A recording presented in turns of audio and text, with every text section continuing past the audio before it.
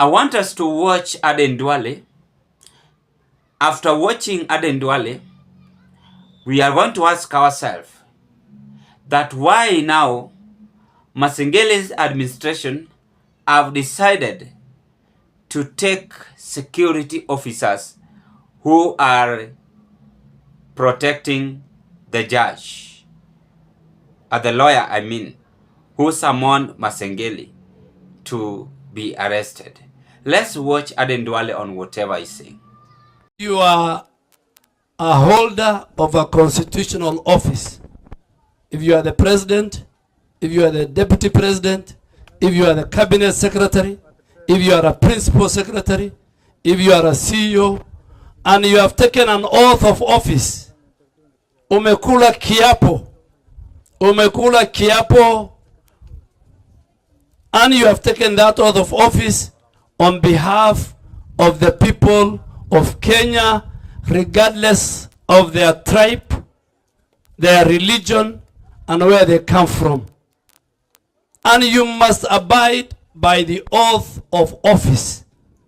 You cannot take an oath of office as the president, as the deputy president, as a cabinet minister like me, as a principal secretary, as the head of a security agent, the IG, the DG NIS, the chief of defense forces, and then use your office to perpetuate, to propagate sectarian and tribal interests. You cannot have the choice. You must live by the oath of office.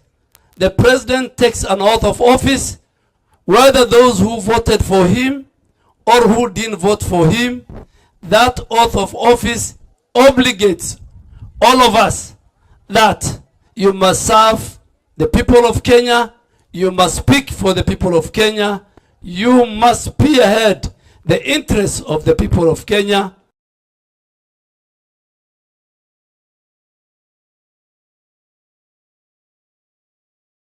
And therefore, the reason why I've decided to display that video clip, is for you to understand that there's no one above the law. If we live in respectful manner, if we live as brother and sisters, if we live as one community, then we are good to go. Aden Dwale is speaking and talking sense. I don't disagree with him.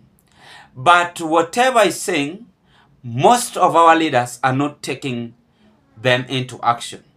They are no longer having interest even to obey our constitution, even to understand any Kenyans, even to listen to any Kenyans. From the executive administration, when I talk about executive, from the president administration up to the MCA, all of them are pretending that they are above the law. Even the CSS, any leader in this country. And this is just a warning which leaders must now come or encounter with. Please, there is no permanent life, permanent situation in this world. Do good and go away. They will only recognize you if you have that positive impact. What you've gained to this country, what you've gained to this world, what have been portrayed by millions of people in this world. So Aden Dwale is talking about oath. An oath is being taken by any leader in the office. Wherever you are, whether you are in Amsterdam, whether you are in Europe, whether you are in Australia, but you must take an oath. The question is, do we normally follow the oath? The answer is no. Because we are being drunk by power. That is what Aden Dwale is trying to reveal to us. Even him, he no longer obeyed the oath. We recall when he was the CS of Defense Forces, KDF. What happened? There are several occasions when he was fired, there was jubilation in his department. It means that he used to be robbed to his people. He used to be arrogant and no longer ready to listen to the people ruling. Right now, he is the CS of Environment. I hope so. And I believe that under his department is going to follow whatever he's saying from that video clip. And I believe that people are not going to celebrate if one day he is going to be fired. Let us not just talk, and let us not just talk without following action. Everyone is a leader in this country. Everyone is a leader in this world. We normally forget with this. We are leaders in different occasions. We are leaders in under different circumstances. But we must ask ourselves, are we obeying the rules and regulation or laws monitoring us? Yes, it is true that any leader is taking an oath. But Aden dwale is now concluding by saying end of tribal politics should be considered. He is again attacking the Deputy President, Rigathi Gachagua, because Rigathi is the one who normally talk about tribal politics. As much as he's having that advice, a positive advice, but he's again attacking Rigathi Gachagua indirectly. Because if there's someone who normally talks about politics, it's none other than Rigathi Gachagua and tribal politics. Anyway, I don't want to exaggerate this, but I'm very much impressed that they are now waking up from their slumber. And let's hope they are going to follow each and every person footstep, a positive footstep, by obeying our laws, obeying our people in the country. Whatever Masengeli is doing is not making sense, by the way. It's not making sense. The lawyer is summoning you. You are not attending, yet you are the same person talking that you must obey the laws, you must do this, and you took an oath saying that you are going to obey the law, but you are again taking the security officers who are just protecting the lawyers like you. So this is just a call also to Martha Koome to tell Kenyans the truth. He is Masengeli, and why is he not obeying the laws? Why is he not practicing the laws? Even if he is the police boss, he must humble himself and understand whatever he is being told. He is also a human being. He is not metal. Every person must now obey the law. Even me, I must obey the law.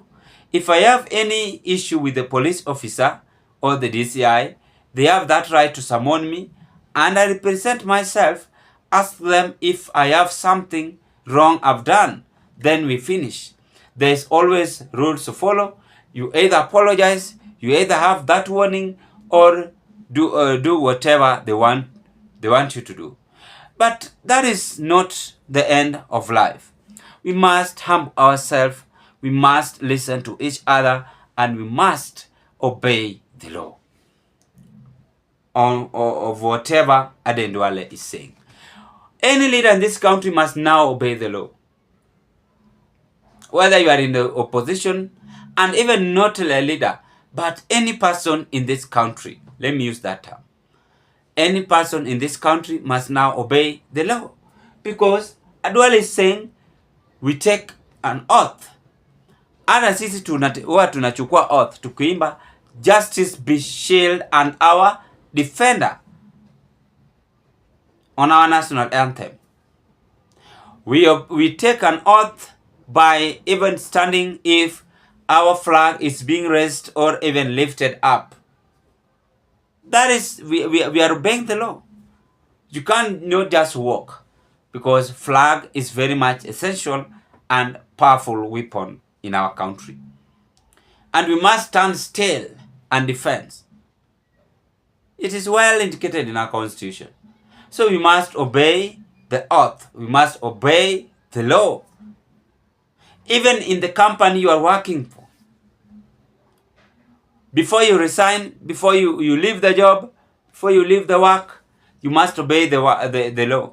Whether you are HR, whether you are BOM, you must respect the people in the industry. You don't just come and demand no. Respect is very much important. Shida ya Afrika ni moja. Ukimpea cheo anasahau hata na familia, anasahau hata na pali penye ametoka. He's starting to intimidate people. But that is human nature. I call upon each and every person to listen to Aden Dwale's video and obey the law. By the way, I want to condole with some of the family members who lost their life in there is a bus which have caused accident. A motorbike, a place in Ngara, Nairobi. I've seen it in social media. I want to condole with the family members. The drivers, you must also obey traffic rules. The driver riding that bus have caused death. Even if he's watching me, he should be aware of that. Sonko, the former governor of Nairobi, have also exposed it, or not exposed it, but share it on social media. I also intended to follow it. And it is very sad. You can't even watch it twice. It's very sad. And you feel that if it were you or your friend or your wife or your son or your daughter or your brother. But that is why I have to take this chance and condole with the family members whose their beloved one or their brothers and sisters have lost their life over there. But again, we must always thank God for this life. Indeed, the drivers must also take precaution and have that time, not just to drive carelessly. Ladies and gentlemen, it is all about taking an oath. That is why I decided to share this. And that's my case at this point. I wish you all the best. Thank you so much. Let's meet on another political discussion. Bye-bye.